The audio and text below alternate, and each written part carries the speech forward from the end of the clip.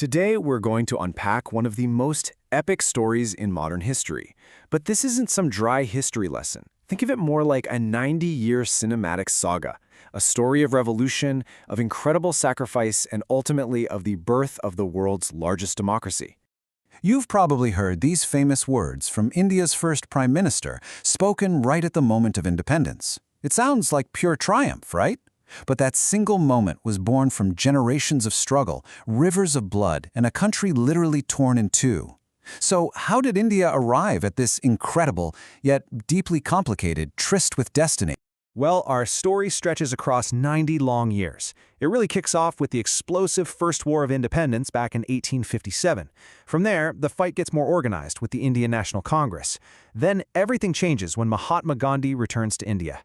And it all leads to this massive climax: independence, but also the horrifying partition, and finally, the creation of a brand new republic in 1950. Think of this as our roadmap for the journey ahead. And like any great epic, this one begins with a single, defiant spark, an act of rebellion that would light a fire across the entire subcontinent and honestly change the course of history forever. It all started with a rumor, of all things, about rifle cartridges greased with cow and pig fat, a huge insult to both Hindu and Muslim soldiers. A young soldier, Mangal Pandey, just refused to use them, and that act sparked a massive mutiny. Soon, heroes like the warrior queen Rani Lakshmi Bai of Jhansi were fighting to the death. Now the British, they crushed this rebellion with absolute merciless force. But it was a hollow victory.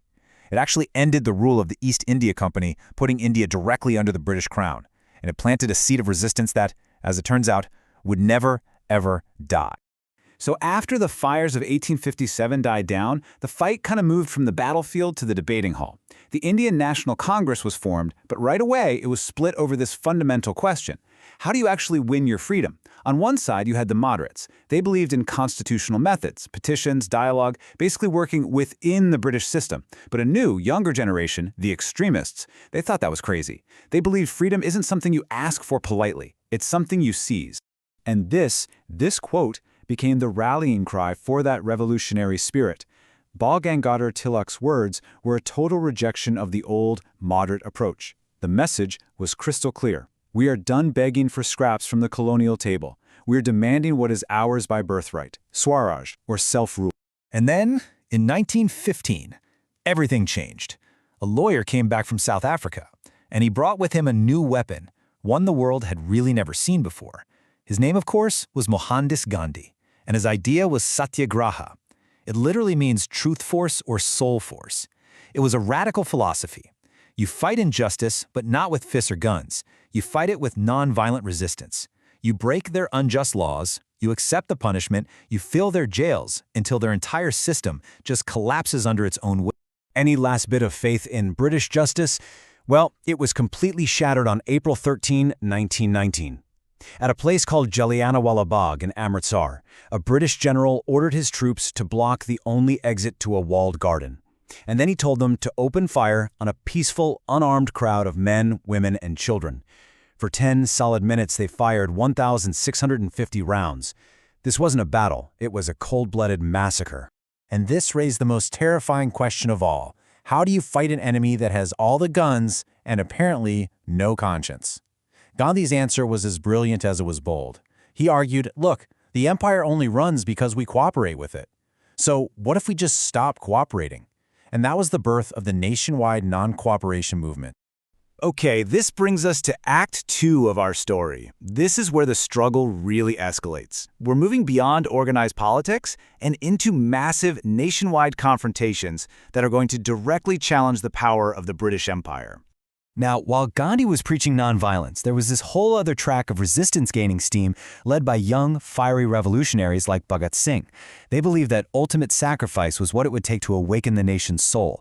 Famously, Bhagat Singh threw a harmless bomb in the Legislative Assembly, not to kill anyone, but, in his words, to make the deaf hear. His incredible defiance and his cheerful walk to the gallows at just 23 years old, it made him an absolute legend. Gandhi, in response, created his own kind of political theater. In 1930, he marched 240 miles to the sea just to illegally make salt, openly defying the British salt tax. I mean, it was a genius move.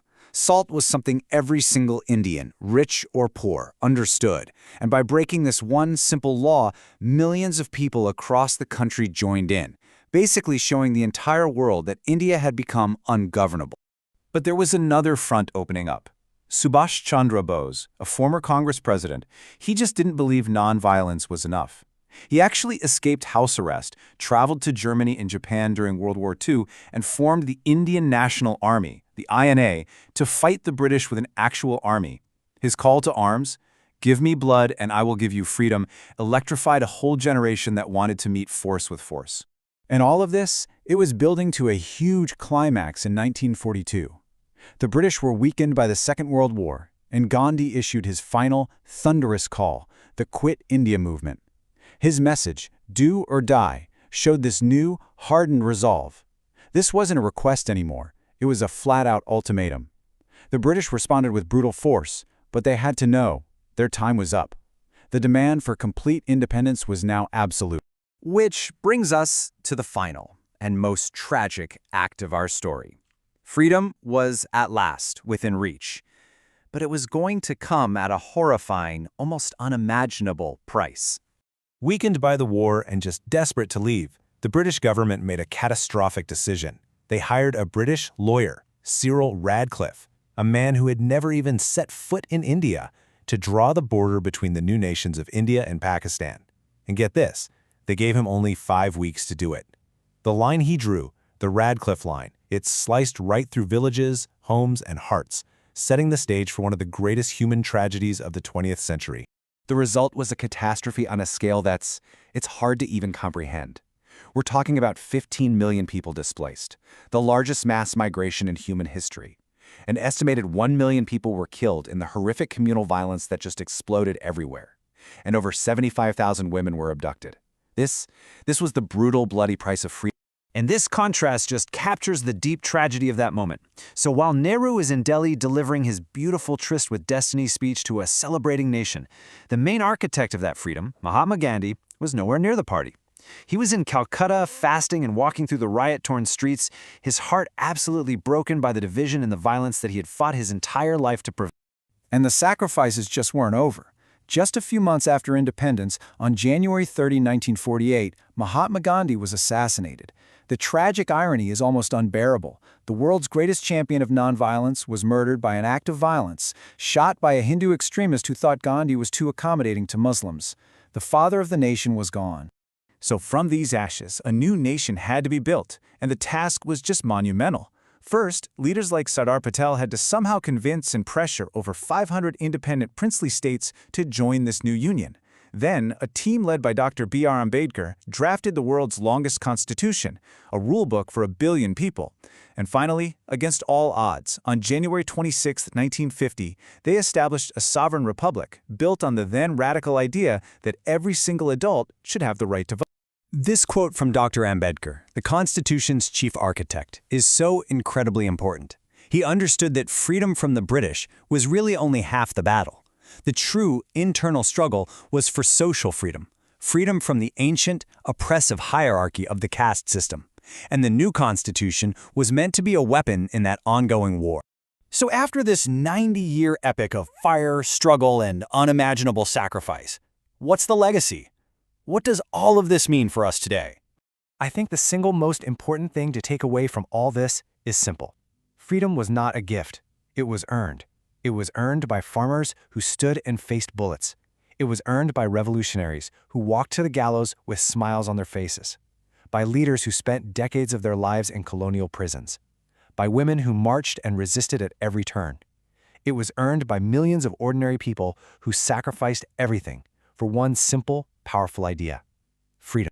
And so, we end with this thought.